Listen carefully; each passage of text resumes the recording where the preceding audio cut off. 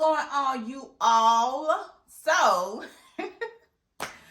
my schedules and my jobs have been tearing me up, honey. We are, 3 episodes behind? But it is what it is until the monetizations, okay, start coming through real nice. It is what it is, all right? So, if I don't post, I ain't gone for a long time, just a short time, all right? So, let's go ahead and get into this review for Ready to Love, Season 10, Episodes 2, 3, and 4. All right? 4.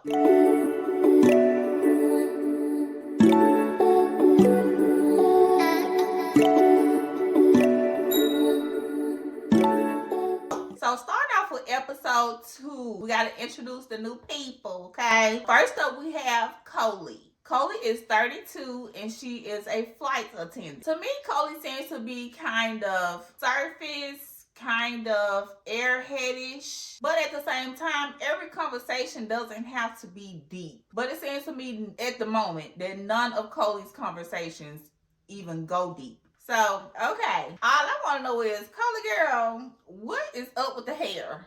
Okay, what you be doing? What we be having going on up in here? Coley said, okay, so this how we gonna do it. I'm gonna pin this up right here with a clamp, and then I'm gonna bring this down over here, and then, you know, we all good to go. Let's go. We look good. Girl. Next up, we have Fritz. Fritz is 36, and he is a financial analyst. Come on, neck, shoulder, knees, and toes.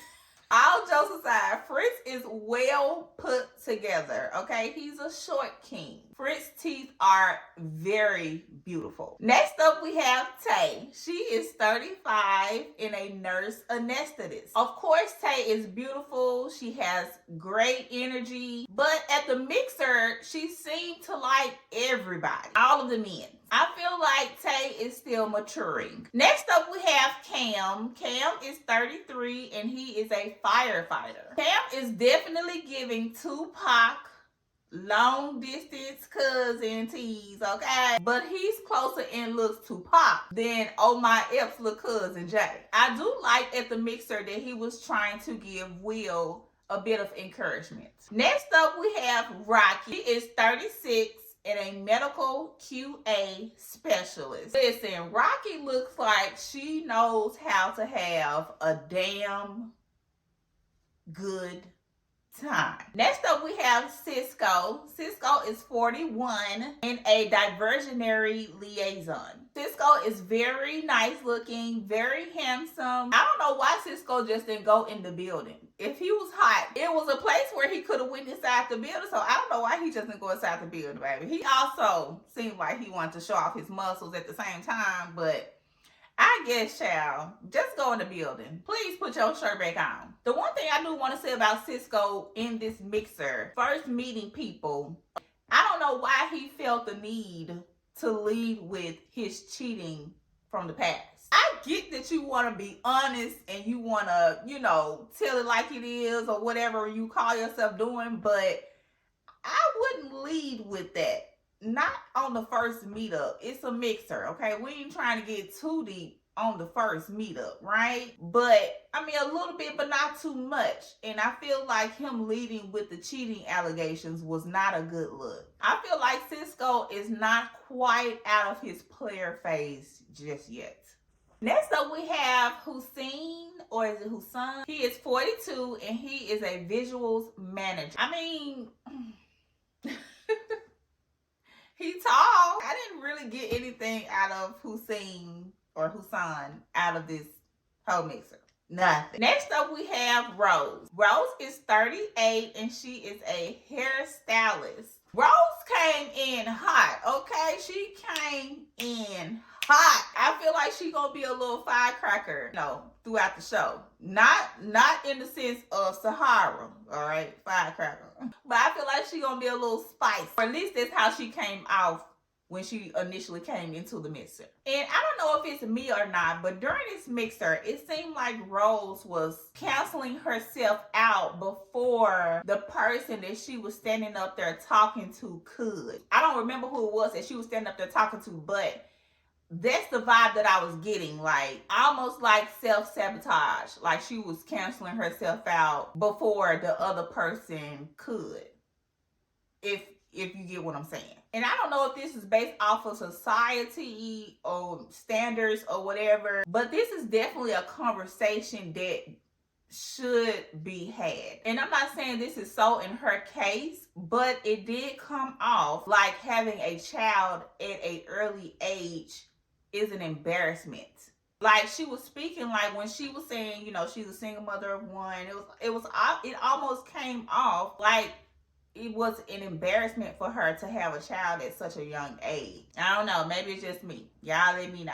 But that's the vibe that I got when she was introducing herself, which is definitely not the case. Our ancestors, our grandmothers, our mothers, so on and so forth, a lot of our ancestors had children at young ages, and a bunch of them.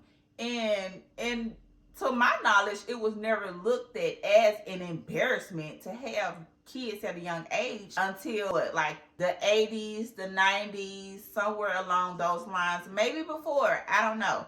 But my grandmother had a bunch of kids, and she had them at a very young age. And I never got the story, but I never got the sense that she was embarrassed about it either. And none of her peers and none of her friends and none of her siblings were embarrassed about having kids at a young age. It was actually a thing for, you know, mothers and fathers to have children at young ages. Most of the time, even before they even got a chance to even graduate from high school, if they did graduate from high school, and also get married at young ages. So that's on my peak, but I do feel like that people shouldn't feel embarrassed about, you know, children. The children are innocent. As long as you taking care of your kids, they fed, they got a roof over their head, they hair combed, they ain't bad, nose ain't snotty. You know, I don't see what the big deal is about children. Because me personally, I'm not about to miss out on a good thing. Especially if the vibes are there, the bond is there, the connection is there. Like, everything is A1, everything is 100. I'm not about to miss out on that just because this person has children. If they're not mistreating their children, they, you know, everything comes steady, they taken care of, ain't no drama. Like, I'm not about to miss out on a good thing because of that. And I feel like Rose is a good thing thus far. Next up, we have Shanice. She is 44 in a residential habilitation CEO. Shanice says Cisco look Puerto Rican, okay? Puerto Rican. Shanice is very stylish. So far, the men seem to think she is very surface. Shanice said, baby, I'm all about that money on. Okay. Next up, we have Khalil. He is 31 in a roofing co-VP. I didn't really see too much of Khalil. I mean, him and Rocky seems to be hitting out very well. So then, of course, I know we had Will and Sahara come, you know, from the last mixer because they were at the bottom too. I feel like Sahara should have came with that energy that she came with at the second mixer the first time. Because now it's coming off like this ain't how you really are. You just putting on one time to shit on the men from the first mixer for putting you at the bottom. And then her saying she got a little extra help. See, Sahara, this is probably why you're doing spells to banish men. Because you putting spells on them to get them. And then when they start going cuckoo for Cocoa Puffs on your ass due to that, you trying to get rid of them because your spell made them overly crazy for you. I really don't understand people that do things like this. Why are you putting a love spell or love magic or whatever it is that you're doing or spraying on your body or whatever the case may be to make people want you or make people fall in love with you? If you just got that energy just naturally, you ain't gotta do none of that shit. Trust me. If you just got good vibes and good energy just naturally, you're gonna be like a magnet, okay, regardless. And if you're around here using magic and potions and spells to get people, you better be prepared, okay, to take that shit back in return 10 times 5. However it presents itself or however it comes. Don't put nothing out on people that you don't want coming back on you because you don't know how it's gonna come back on you. Okay? Let's lock. In closing, the bottom two men were Will and Khalil. Is it Khalil? I think that's how you say it. Khalil. I really thought it should have been Will and Hussein or Hussein, but it was Will and Khalil. Okay, I feel like Khalil showed a little bit more of himself during the mixer, or at least that's what we got, that's what we were shown. So I honestly feel like it should have been Will and Hussein or Hussein. I'm gonna get it right in a minute. Of course, Will ended up going home again. Okay. And then for the ladies, the bottom two were Coley and Shanice. I honestly feel like it should have been Sahara again and Rocky. But, okay. I see why they also had Coley and Shanice at the bottom two as well. Overall, these mixers, okay, y'all gonna have to get these mixers together. This season's mixers was... I don't know who planned them, but they didn't do a good job. The second one was better than the first one, okay? But still, they was outside, they was hot, they was sweating, people had fans. You know, it was taking off their shirts. No. And the people were better dressed at the second mixer. Thank you. They looked like they was actually coming to find a potential spouse. Now on to episode 3. First person I want to talk about is Eddie. Between Naheem and Eddie, saying the word batches when referring to women is really irking my nerves. Why are we referring to women as batches? First of all, let's clear that up. We need an explanation. Why are we referring to women as batches? Secondly, Eddie and Coley does look aesthetically pleasing together, but I genuinely think that that's all that is, physical attraction. But we shall see. Next person I want to talk about is Angie. Angie.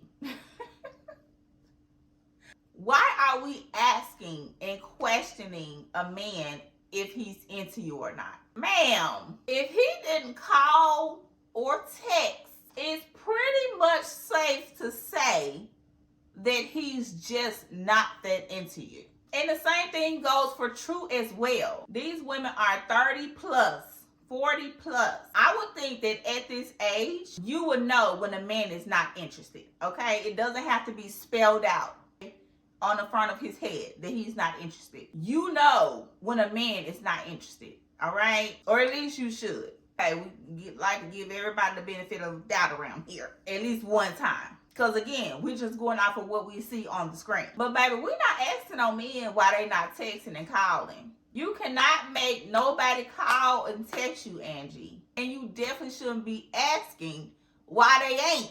Just move on. Just go on about your business, okay? We're not doing that. I feel like Angie is a hopeless romantic, but at the same time, it comes off a bit scary. You know, it's a little bit scary. Next person I want to talk about is Deanna. To me, this whole conversation between Deanna and Cam, I feel like Deanna sniffed out some possible BS in her conversation with Cam, because it was a straight up hell no on him for her. Either that or she has a lot of experience, okay, with firemen, men, and she already know they some little fill in the blank, and she like, nope. As soon as he said he a firefighter, nope, no thank you. No thank you. And I'm not saying all, firefighter men are fill in the blanks. But they had too much time on their hands, okay? Too much time on their hands. They're too idle-minded, okay? They ain't got enough going on in the firehouses for, a lot of them be fill in the blanks.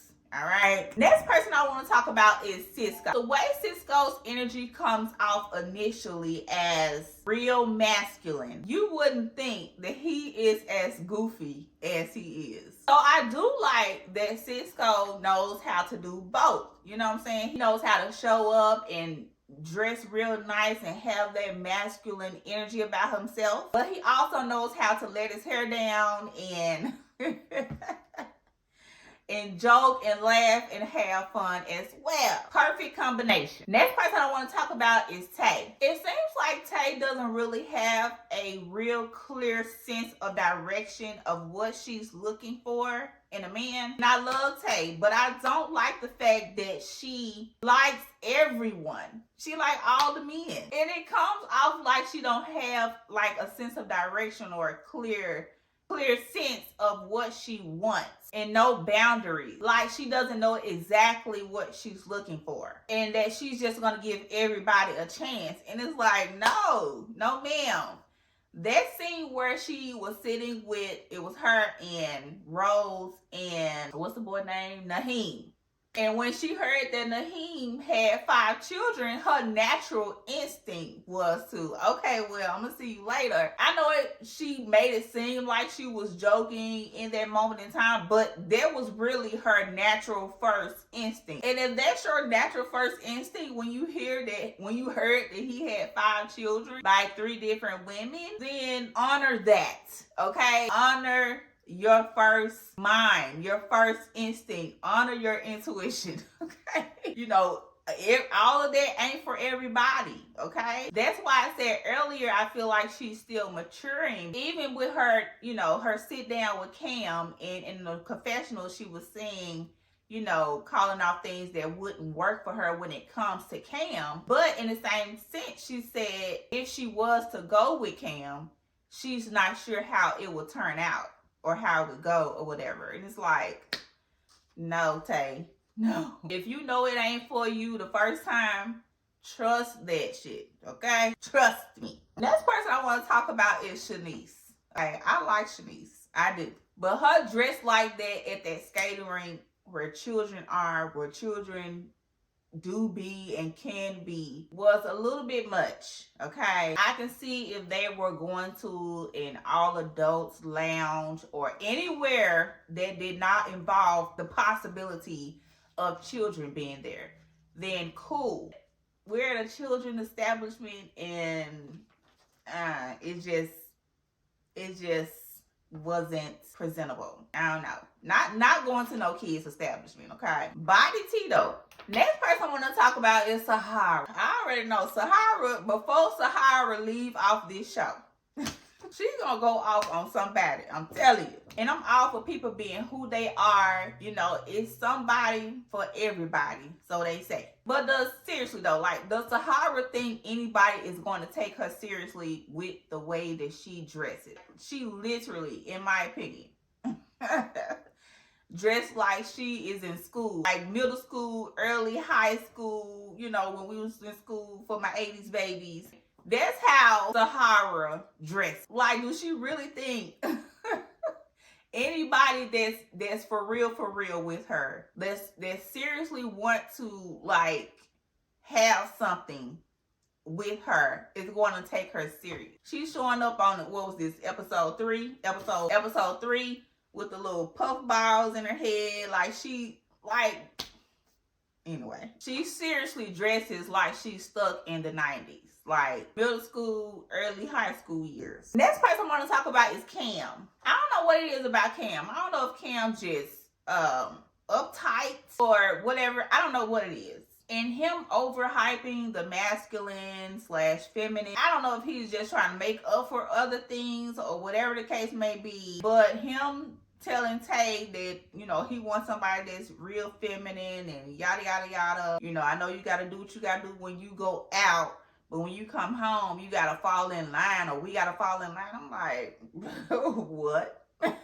So like I said, I don't know if he's trying to make up for other things when it comes to him, you know, this feminine and masculine thing. But what's understood do not and ain't never had to be explained. All right? I don't know what's up with him. Next person I want to talk about is Kiara. Is it me, or do I not like Jay for her? I don't know.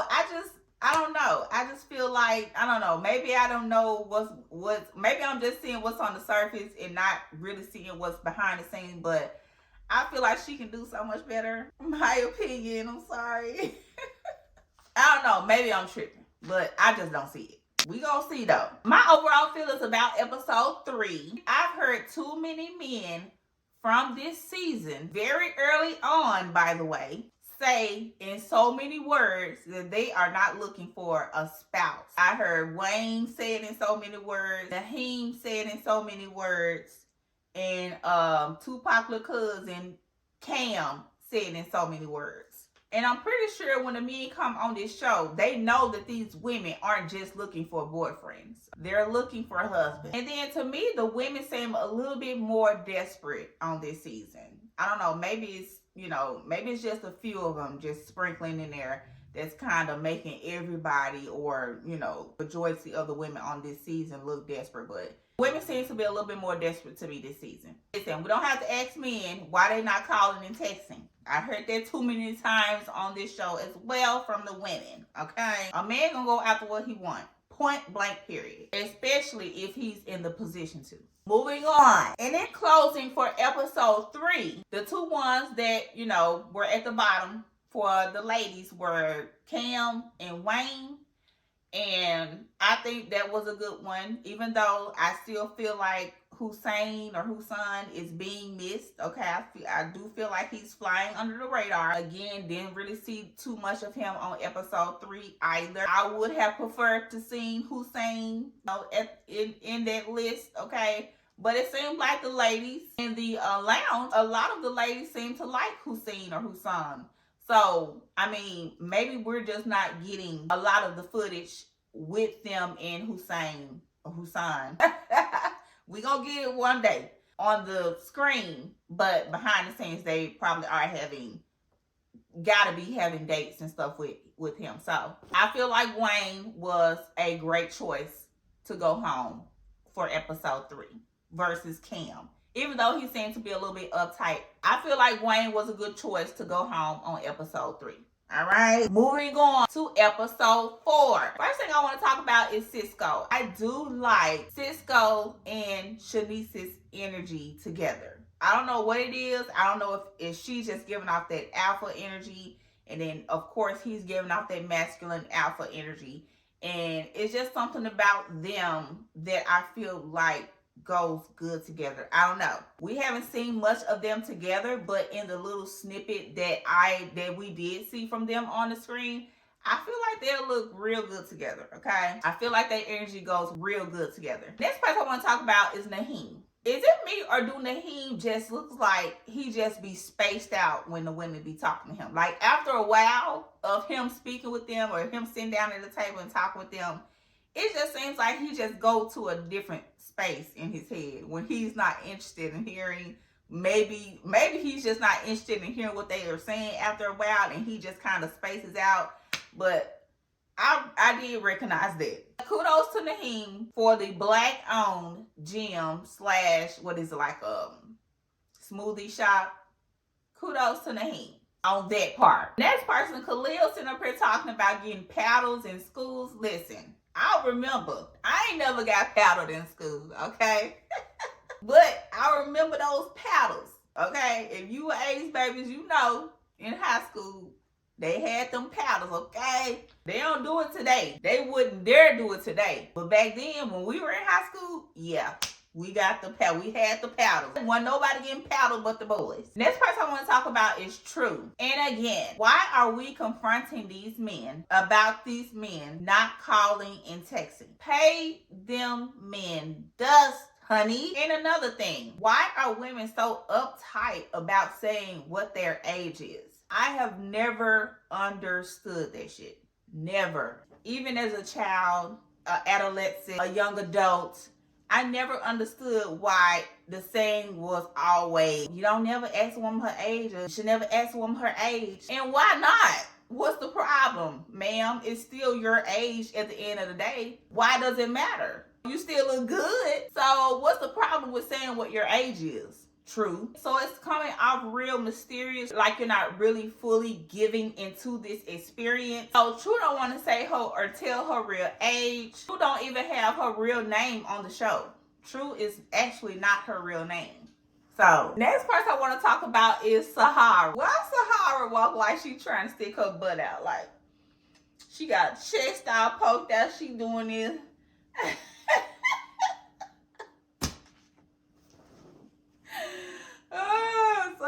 is a complete fool, okay? And again, this is another woman on the cast for this season confronting another man about why they ain't call, why they ain't text. Now it's also how they text and how they should text or shouldn't text. Like, what the Are we not adult? Are we not adult? Serious question. Can we not take signs and signals? Like, do a motherfucker have to spell it out for you? Like, a person should not have to spell it out for you that they're not interested. If you're giving the homie vibes, if they're giving you the friend vibes, if they're saying, hey friend, in a text message, we don't need further assurance that this person is or isn't into you like that. We just don't. If this person is not giving you what you want or what you need in a relationship or a situationship or a friendship or whatever it is, okay, then chop it up as that. We're not confronting people. We just moving on. All right? If we're not getting what we want and what we're needing out of the situation, whatever it may be, then we're just chopping it up as that and moving on. Period. Next person I want to talk about is Cam and Rose and their date together. I like Cam and Rose together. They were showing all 32, both of them. I like these two together. That energy seems to be what Cam is really looking for based off of him and what he has said. Rose seems to be exactly what Cam is wanting and looking for in a woman. And vice versa. Cam seems to be the type of man that Rose is looking for as well. The way they were smiling at this date clearly says to me that these two will be a great match together. And I don't think it was just based off of physical attraction. I think it was the energy matching as well. Because also in their conversations, they didn't stay too surface. They got a little deep on some. They prayed together. So it was like an even balance to me. I like these two together. And I understand Cam going to bat for Sahara like they showed in the little, scene for next episode. But Sahara doesn't seem to match what Cam has described he wants in a feminine woman. Because Sahara is not going to fall in line, all right? She's just not going to do it.